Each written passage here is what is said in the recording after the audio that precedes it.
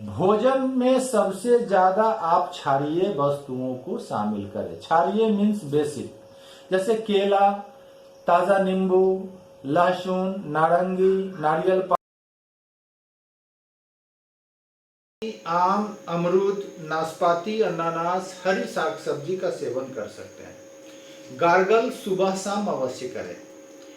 1 गिलास सुसुम पानी में आधा ढक्कन बेटाडीन या उसके बदले कैलेंडुला क्यू की 10 से 15 बूंद डालकर सुबह शाम गार्गलिंग अवश्य करें। विशेष परहेज में कोल्ड ड्रिंक्स न पिए, फ्रिज का ठंडा पानी न पिए, आइसक्रीम न खाएं, बच्चों को भी न खाने दें, मांस मछली नहीं खाएं, तेल डालडा का छना हुआ सामान से बचें।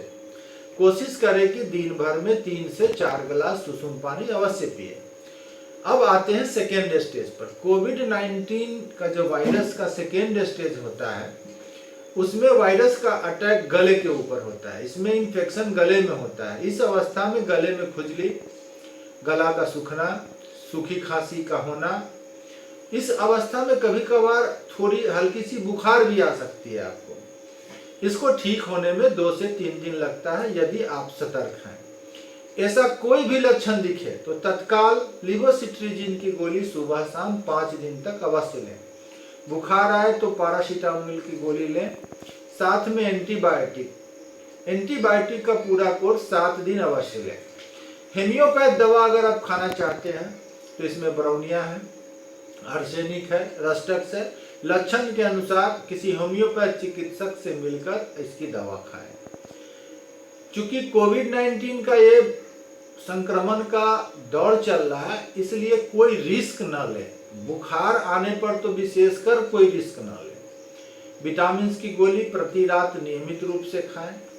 अब आते हैं तीसरी अवस्था पर। थर्ड स्टेज में कोविड-19 का जो वायरस है, इसका इन्फेक्शन लंग्स यानी फेफड़े पे होता है।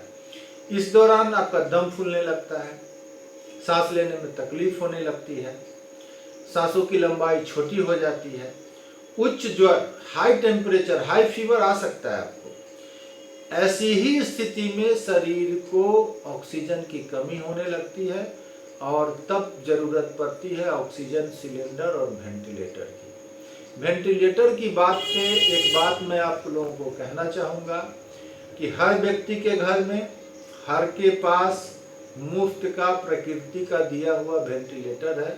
ये हम लोगों का पुरातन ज्ञान है जिससे हम लोग वंचित हो चुके हैं, नहीं जानकारी है।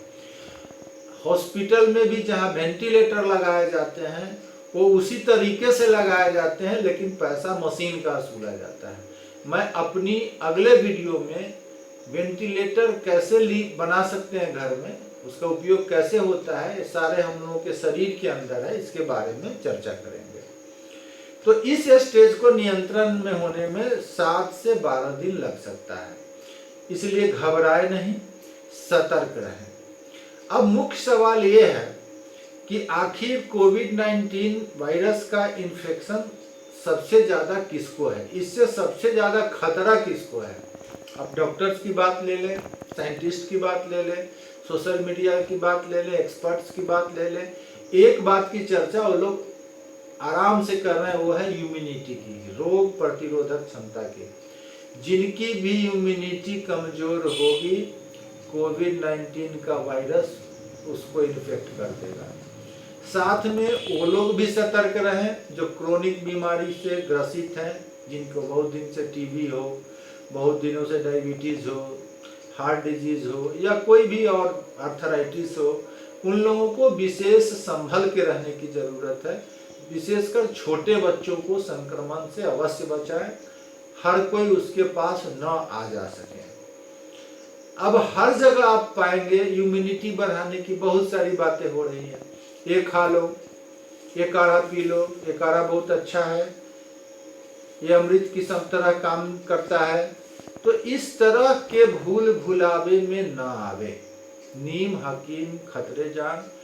कोविड-19 वायरस का जो संक्रमण का अभी समय है और जिस गति से, जिस स्पीड से संक्रमित कर रहा है लोगों को, आप रिस्क किसी भी स्थिति में नहीं ले सकते। अब सवाल उठता है, आखिर कोविड-19 का वायरस कब तक हमारा पीछा करेगा। तो ये तब तक हमारा पीछा करेगा जब तक कि इसका कोई अस्थाई समाधान न निकल जाए। अस्थाई समाधान का मतलब वैक्सीन सार्थक जो उपयोग में आ सके। दूसरी, या हम अपने शरीर की रोग प्रतिरोधक क्षमता इतनी बढ़ा लें कि हमारे शरीर के अंदर इस वायरस के विरुद्ध एंटीबॉडी बनने लगे। लेकिन इसमें समय लगता है। शरीर के रोग प्रतिरोधक क्षमता बढ़ाने का जो विकासवाद की प्रक्रिया है, इसको इवोल्यूशन कहते हैं, इसमें समय लगता है। लेकिन इसमें शर्त एक ये भी है कि हम अपने शरीर को उस एंटीबॉडी निर्माण के लिए प्रेरित करें, फोर्स करें। प्रेरणा और फोर्स ये दोनों शरीर के लिए तभी संभव है जब आप संतुलित आहार करेंगे, संतुलित जीवन यापन करेंगे, संयमित जीवन यापन करेंगे, पौष्टिक आहार करेंगे, जो प्रकृति का नियम है, सोना जागना सब ढंग से आपका हो, स्वच्छता हो, तभी ये संभव है। साथ में दिमाग के अंदर ये आत्मविश्वास, ये दृढ़ता होनी चाहिए कि मुझे इस वायरस को मार डालना है।